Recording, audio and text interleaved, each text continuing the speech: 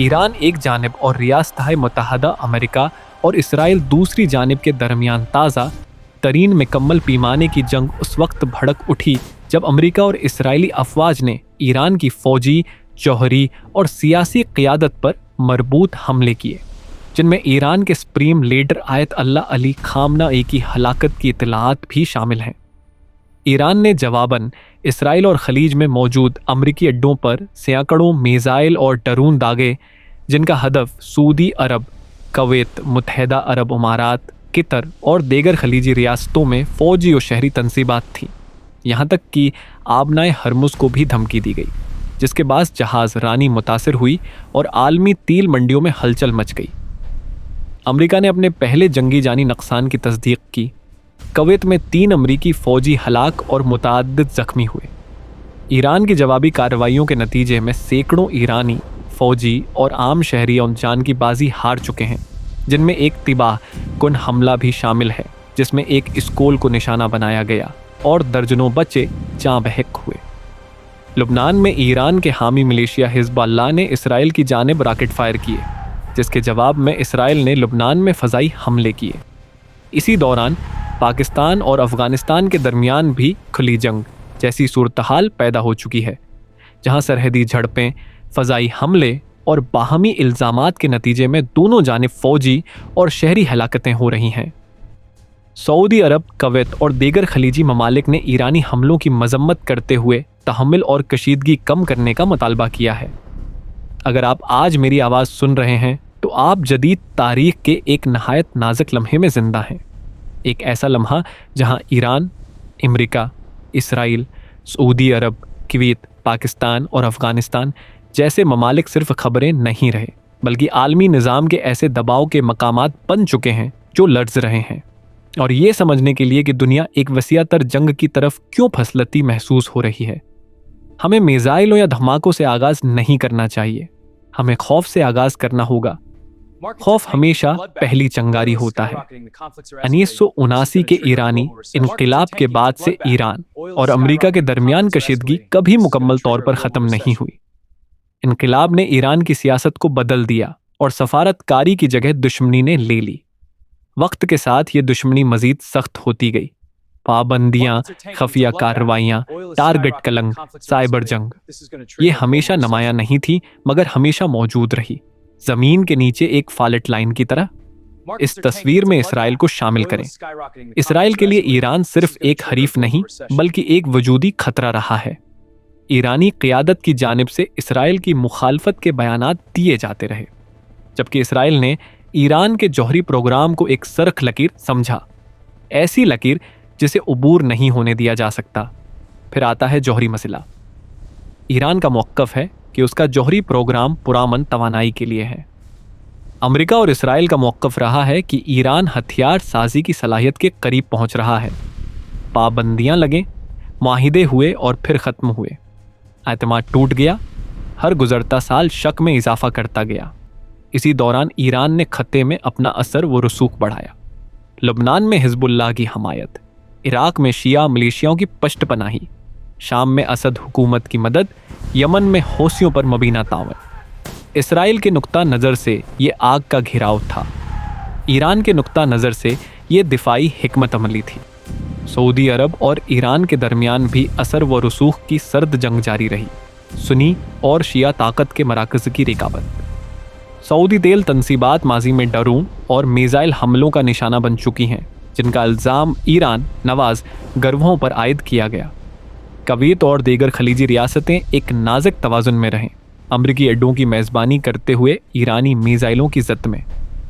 حال ہی میں خفیہ رپورٹس میں ایران میں یورینیم افزودگی میں پیش رفت کی نشاندہی کی گئی۔ اسرائیلی قیادت نے واضح کیا کہ ناقابل واپسی مرحلہ قبول نہیں کیا جائے گا۔ امریکہ نے بظاہر سفارت کاری کی بات کی مگر خطے میں اپنی فوجی پوزیشن مضبوط کی۔ پھر حملہ ہوا۔ اسرائیل کی قیادت میں اور مبینہ امریکی تعاون سے ایک مربوط فوجی کارروائی میں ایرانی جوہری تنصیبات، میزائل سائٹس اور عالی فوجی قیادت کو نشانہ بنایا گیا۔ فضائی حملے، سائبر مداخلت، الیکٹرانک جنگ، ایران نے اسے اعلان جنگ قرار دیا۔ ابتدائی حملوں میں درجنوں فوجی اور شہری ہلاک ہوئے۔ ایرانی سرکاری میڈیا نے نقصانات کا اعتراف کیا، مگر مکمل اعداد و شمار واضح نہ ہو سکے۔ بین الاقوامی مبصرین کے مطابق مجموعی ہلاکتیں سینکڑوں تک پہنچ سکتی ہیں۔ ایران نے فوری جواب نہیں دیا، خاموشی بھاری تھی۔ پھر جوابی حملے لہروں کی صورت آئے۔ بیلسٹک میزائل اسرائیل کی طرف داغے گئے۔ کئی میزائل دفاعی نظاموں نے تباہ کیے، مگر کچھ اپنے ہدف تک پہنچے۔ جنوبی اور وسطی اسرائیل میں شہری ہلاکتیں ہوئیں، زخمیوں کی تعداد سینکڑوں میں جا پہنچی۔ ساتھ ہی عراق اور کویت میں امریکی اڈوں کو نشانہ بنایا گیا۔ کویت میں امریکی فوجیوں کی ہلاکت کی تصدیق ہوئی۔ یہ ایک خطرناک موڑ تھا، براہ راست تصادم۔ تیل کی قیمتیں فوراً بڑھ گئیں۔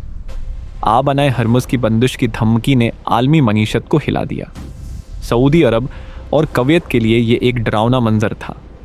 فضائی دفاعی نظام فعال ہوئے، شہری دفاعی انتباہات جاری کیے گئے، حکومتوں نے تحمل کی اپیل کی۔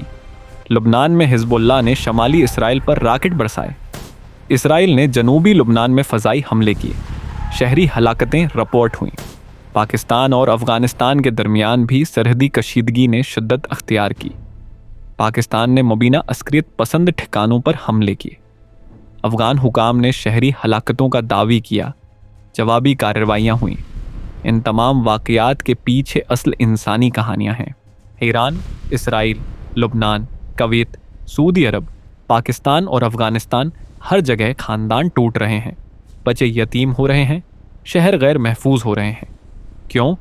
ایران کے لیے یہ وجودی خطرہ ہے، اسرائیل کے لیے یہ بقا کا سوال ہے، امریکہ کے لیے یہ جوہری پھیلاؤ اور عالمی ساکھ کا مسئلہ ہے، سعودی عرب اور کویت کے لیے یہ علاقائی استحکام کا خوف ہے، پاکستان کے لیے سرحدی عسکریت پسندی کا مسئلہ ہے، افغانستان کے لیے خود مختاری اور داخلی استحکام کا چیلنج ہے۔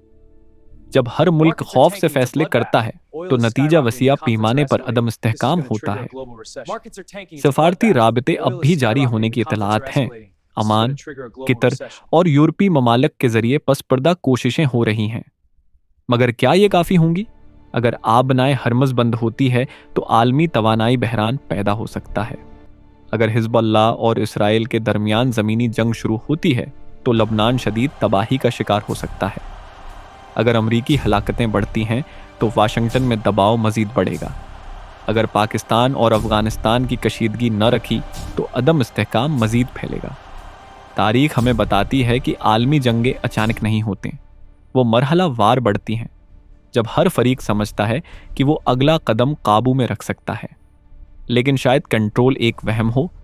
جنگیں اعداد و شمار نہیں ہوتے، وہ ادھوری کہانیاں ہوتی ہیں۔ وہ بچہ جو بڑا نہیں ہو سکا، وہ سپاہی جو گھر واپس نہ آیا، وہ شہر جو کبھی پہلے جیسا نہ بن سکا۔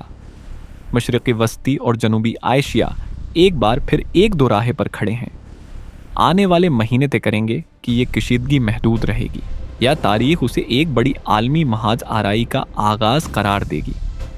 ہم ایک ایسے باب کے اندر زندہ ہیں جس کا اختتام ابھی لکھا نہیں گیا، اور اس اختتام کا انحصار ان فیصلوں پر ہے جو آج رات ان کمروں میں ہو رہے ہیں جنہیں ہم کبھی نہیں دیکھ پائیں گے۔